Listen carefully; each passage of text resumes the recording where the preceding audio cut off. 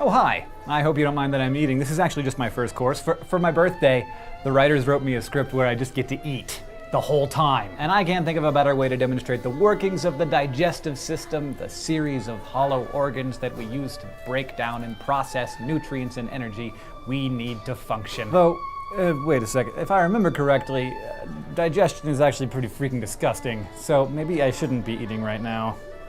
But whatever. Waiter!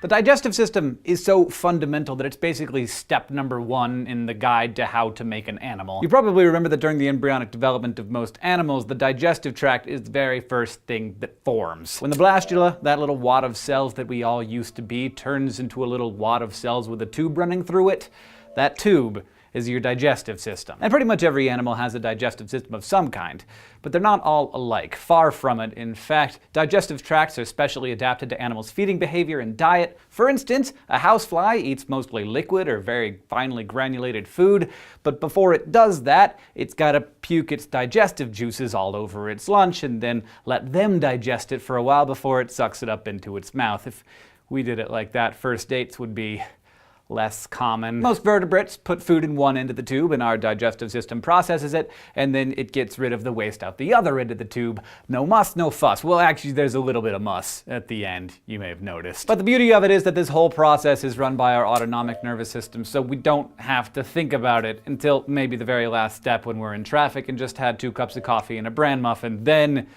we have to think about it a little bit. Among vertebrates, the digestive tract might be short or long or have organs that do different things depending on what its feeding habits are. For instance, dogs are mostly carnivores and also scavengers. They mostly eat meat, but sometimes that meat's been dead for a while. So the dog's digestive system has developed to take food in, absorb as many nutrients as possible, and then deposit it on somebody's lawn all in a period of about 6 hours. Dogs have an extremely short digestive tract because if you're in the habit of eating rotten meat, you'd better be able to digest it fast.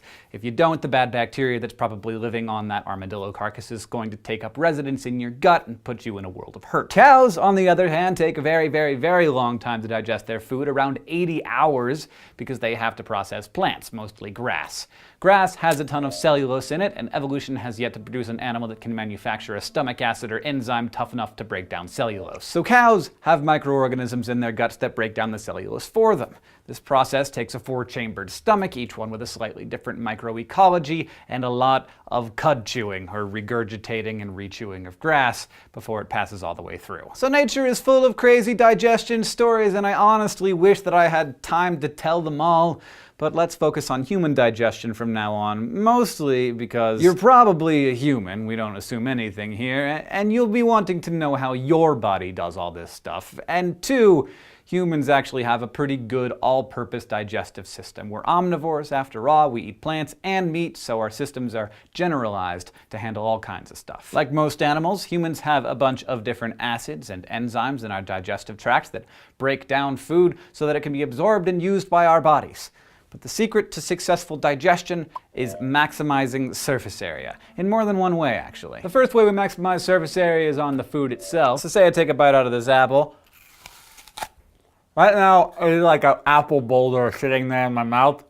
I got enzymes in my saliva that immediately start breaking it down, like the outsides of the boulder. As I swallow this chunk whole right now, not only would it hurt like heck, the rest of my digestive system would have a really hard time dealing with it because most of the enzymes and acids would have the same difficulty working all the way through this big solid hunk. But when I use my awesome teeth to chew up this hunk of apple, suddenly there's double, triple, quadruple the surface area on the food.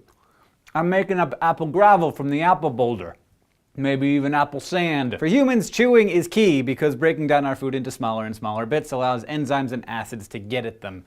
And after our teeth have made the pieces small enough, the chemicals break them down further until they're fine enough for our bodies to absorb nutrients from them. But it's not just the surface area of the food that's important. The surface area of the digestive system is key to the whole process as well. Last time I talked about how we have a whole bunch of surface area in our lungs to absorb tons of oxygen all at once. Well, our digestive system works in much the same way. Most of the absorption absorption of nutrients happens in our small intestines, and the length of the average human adult's small intestine is about 7 meters. Plus, inside our small intestines there are a bunch of little folds and little absorbing fibers with absorbing fibers on them, and no, I didn't misspeak, the fibers have fibers. That's how hard our intestines work to increase their surface area. Last episode I was all impressed that lungs have a total surface area of 75 square meters. Well, the small intestine has a surface area of 250 square meters.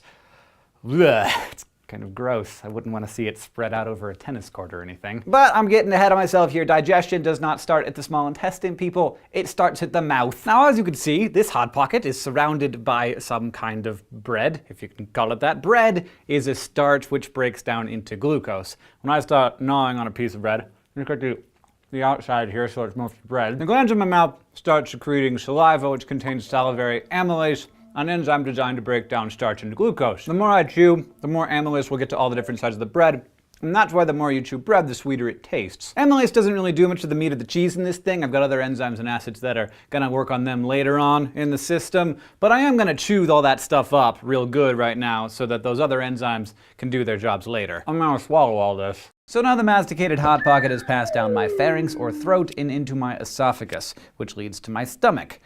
There's actually this little cool flap of tissue called the epiglottis that blocks the trachea when I swallow so that the food doesn't end up in my respiratory system. So this ball of food that I just swallowed actually has a scientific name. It's called a bolus, and it rides a kind of wave of muscle action down the esophagus into the stomach. This wave-like contraction of the smooth muscles around the tube of the esophagus is called peristalsis, and it's basically how most of the movement in your digestive system is accomplished. Now, my Hot Pocket bolus is in my stomach now, which is where the food really starts getting manhandled. The stomach basically takes a scorched earth approach to digestion. It's not messing around. It's like a churning cement mixture that can contract and expand with these big accordion-like folds of muscle called rugae. Your stomach's job is to turn everything over and over, smushing and mixing all the pieces up with its cocktail of acids and enzymes called gastric juice. Gastric juice is mainly made up of hydrochloric acid, an enzyme called pepsin, and some mucus and water. Hydrochloric acid has a pH of about 1, which is strong enough that if you got it on your hand, it would give you a chemical burn, so the acid breaks things down and hopefully kills most of the bacteria that you might find on your food. And the pepsin starts breaking down proteins into amino acids. Now that mucus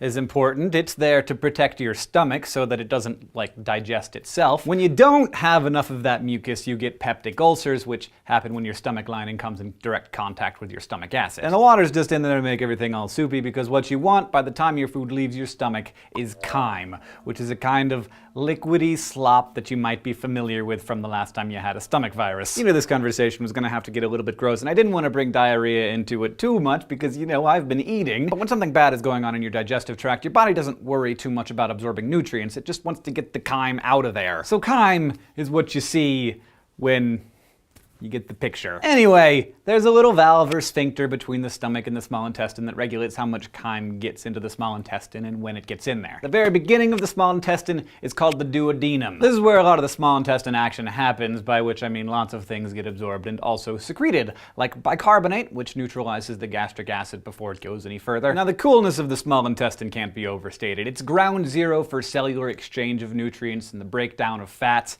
And again, the reason it's so good at absorbing is because all of the surface area it's got going on. A lot of that surface area comes from the fact that despite its name, your small intestine is frickin' long. In a human, it can range anywhere from 4.5 to 10.5 meters. But that's not all. The whole inside is lined with epithelial tissue that has tons of ridges and folds in it.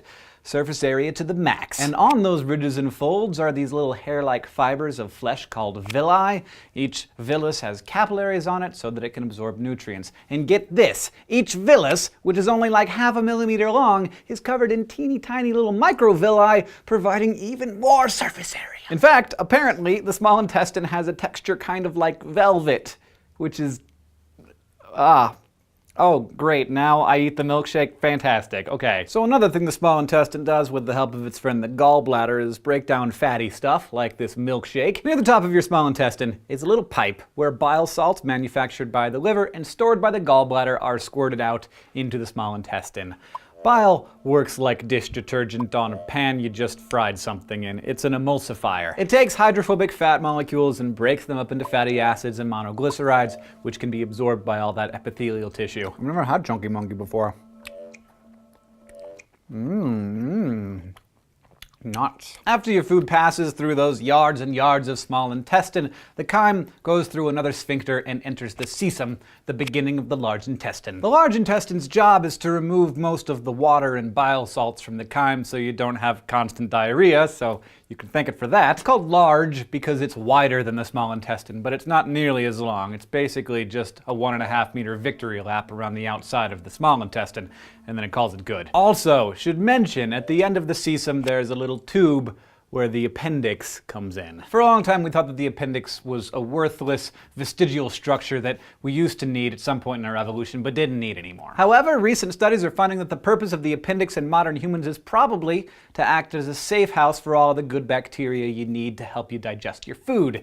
If you get a virus or food poisoning or something and all your digestive systems say, "Get it all out of me!" the appendix has a little sample of your gut bacteria that it spits out to help you recolonize after your illness. So I think you're probably familiar with the final step in the digestive system. That's the pooping. Your food can spend as long as 3 days in your digestive tract, and a lot of that time is spent in the large intestine, mostly reabsorbing the excess water from the chyme and prepping your poo for its great entrance into the world.